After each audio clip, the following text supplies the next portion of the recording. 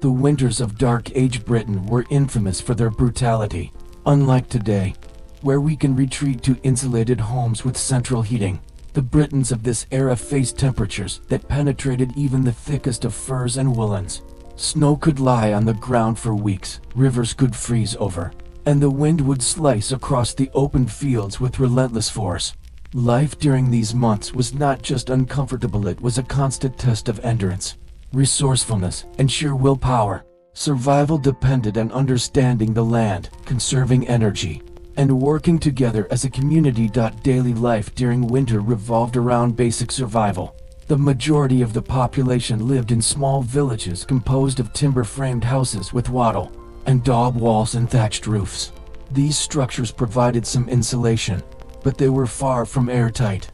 Smoke from open hearths filled homes, not just for cooking, but to keep warm. The fire was the centerpiece of domestic life, offering light, warmth, and a sense of security against the encroaching darkness of the season. However, fuel was finite. Collecting enough wood or peat to last through a long winter required careful planning throughout the year. Villagers often stockpiled wood during autumn, but even this could be quickly consumed if the winter proved harsher than anticipated. Clothing was another critical survival tool. Layers were essential. Wool, linen, and fur were the primary materials, each with advantages and limitations. Wool, spun and woven locally, was warm and somewhat water-resistant, while fur provided additional insulation against the bitter wind. The wealthier Britons could afford multiple layers and high-quality furs, but the average villager had to rely on more modest means, patching and reusing garments, and layering what little they had. Footwear was crucial. Frostbite was a real threat, and leather boots often had to be stuffed with straw or wool for extra warmth. Despite these efforts, exposure was inevitable during long journeys or while working outdoors, and illness during winter was a constant companion. Food scarcity shaped every aspect of life in winter. The agricultural cycle was the backbone of survival. During autumn, villagers would harvest and preserve as much food as possible: grains, root vegetables, dried meats, and salted fish. Storage techniques were primitive but effective. Wooden barrels, pits lined with straw, and smoked foods allowed people to maintain a supply when the land was frozen and fields lay dormant. Hunting became essential when stored provisions ran low. Deer, wild boar, and birds were tracked through snow-covered forests, though hunting was difficult, and the risk of injury or starvation was high. Fishing also provided a vital supplement, as rivers and lakes that did not freeze completely could yield fish throughout the winter months. Yet, even with careful preparation, many families faced periods of hunger, and malnutrition could weaken their defenses against illness. Communal living was not just a cultural choice, it was a survival strategy. Villagers shared resources and knowledge to endure the harsh months. Houses were often clustered together, minimizing exposure to wind and allowing neighbors to assist each other with tasks like fetching water, collecting firewood, and tending to livestock. Festivals and gatherings, though less frequent in winter, offered psychological relief, reinforcing social bonds and collective morale. These gatherings were also practical. They allowed the exchange of food, tools, and advice on survival techniques. In a world where isolation could mean death, social cohesion was as vital as food or fire.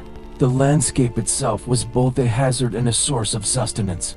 Dark Age Britons had to navigate frozen rivers, deep snow, and slippery paths to access essential resources. Knowledge of local terrain was crucial. Hidden streams, safe forest paths, and windbreaks could mean the difference between life and death. Villagers learned to read the signs of weather, anticipate storms, and use the land to their advantage. Caves, hollows, and natural shelters were sometimes used when homes were insufficient or during hunting expeditions. Those who survived were often those who combined environmental awareness with ingenuity, making temporary shelters, insulating their homes with reeds and mud, or finding alternative fuel sources when wood was scarce. Children and the elderly were particularly vulnerable during winter. Parents went to great lengths to keep them warm, often sharing their own clothing, rotating sleeping arrangements near the hearth, and ensuring access to food and water. Babies might be swaddled in layers of wool and fur, while older children were sent on errands only when conditions were manageable. Elders, with their knowledge of survival strategies, were invaluable advisors, teaching younger generations which foods could be stored safely, how to identify edible plants under snow, and how to navigate harsh weather. In many ways, survival during winter was an intergenerational effort, where knowledge passed down over decades could mean life instead of death. Health and hygiene were significant concerns. Cold, damp conditions, coupled with poor nutrition, weakened the immune system and increased susceptibility to illness. Common ailments included respiratory infections, frostbite, and digestive issues due to spoiled or insufficient food. Herbal remedies, often gathered in the warmer months, were crucial. Villagers relied on plants such as yarrow, sage, and nettle to treat wounds, fevers, and digestive problems. Some communities had local healers who combined practical knowledge with spiritual rituals, reflecting a blend of superstition and science in their attempts to combat illness. The survival of a family often depended not just on physical endurance, but on the ability to treat and prevent disease effectively during the harshest months. Animals played a critical role in winter survival. Livestock cows, sheep, pigs, and chickens provided meat, milk, eggs, and hides. Animals needed protection from the elements, so stabling, feeding, and sheltering them became a daily priority. Their presence also had secondary benefits: warmth from barns and coops, dung for fuel or fertilizer, and a source of hope in times of scarcity. Villagers often had to make hard choices, deciding whether to consume animals immediately or conserve them for the coldest weeks, when human survival depended on every available resource. Finally, the psychological dimension of winter survival cannot be overstated. Long nights, short days, and relentless cold could sap morale and mental resilience. Storytelling, music, and oral tradition were vital tools for maintaining hope and teaching practical lessons. Legends of heroism, survival, and cunning provided not only entertainment, but guidance, reminding villagers of the strategies that had kept their ancestors alive. Faith and spirituality were also intertwined with survival, as prayers, rituals, and superstitions helped people cope with the uncertainty and fear brought on by winter's harshness. In essence, surviving a dark age British winter required more than just physical toughness. It demanded planning, skill, community, knowledge of the natural world, and a psychological resilience that allowed people to endure months of deprivation, danger, and discomfort. Those who survived were masters of adaptation, blending tradition with innovation to face one of the harshest environments imaginable. The winter was not merely a season, it was a crucible, shaping the character, resilience, and ingenuity of an entire people. In the icy grip of winter, every choice mattered, from the way one dressed to the routes taken through the snow, from the stockpiling of food to the alliances formed with neighbors. Survival was a constant, intricate dance with nature, one that required attention, effort, and courage every single day.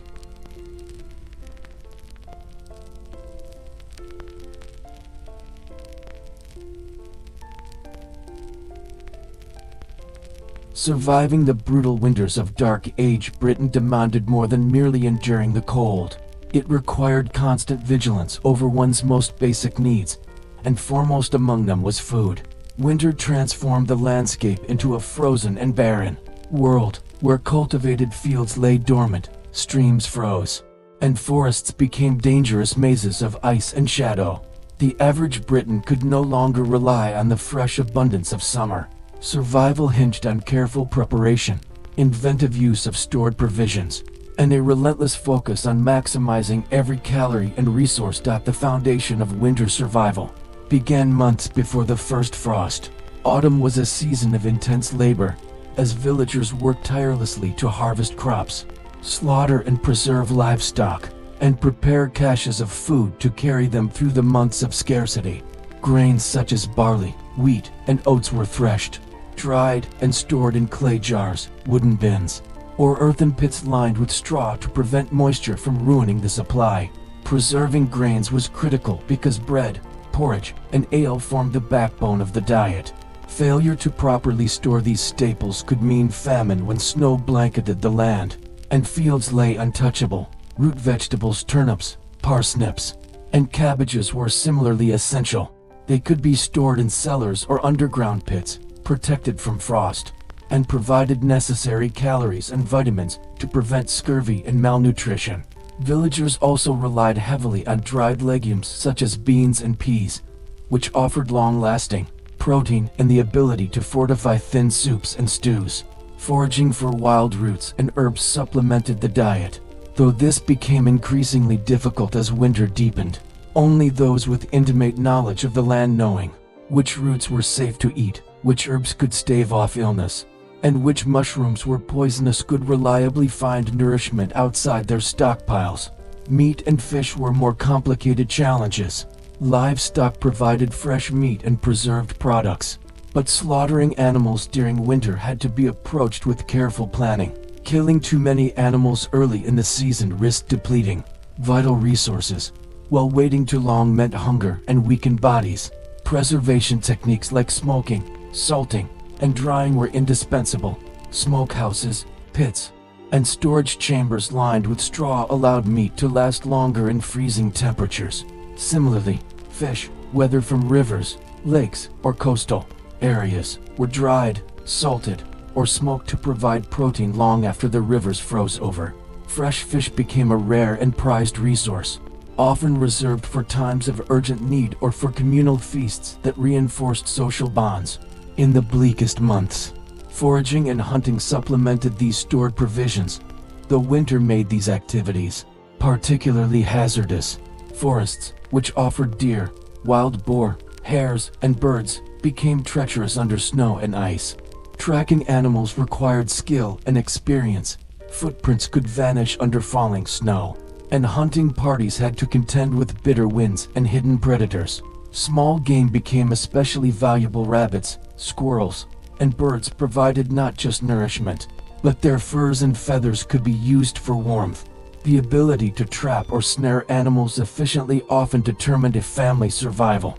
Moreover, some foragers would risk travel to distant marshlands and frozen streams to catch fish or gather reeds and rushes for bedding, insulation, and fuel, exposing themselves to frostbite, blizzards, and predatory animals. The ingenuity of Dark Age Britons extended to maximizing the nutritional value of what little they had. Stews and pottages were central to their diet, combining grains, vegetables, herbs, and meat or fish into concentrated meals.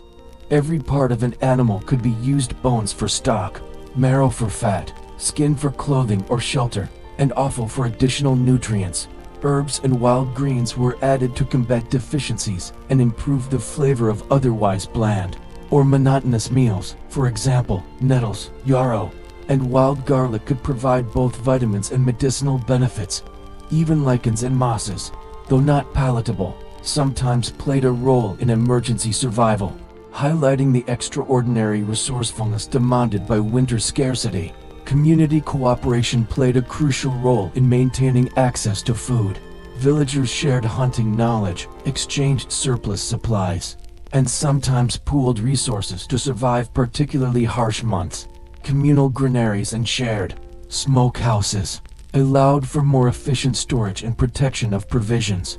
In times of extreme scarcity, communities would ration food collectively, prioritizing children, the elderly, and key laborers who maintained critical infrastructure such as wells, roads, and livestock enclosures. Survival was as much about social organization as individual skill.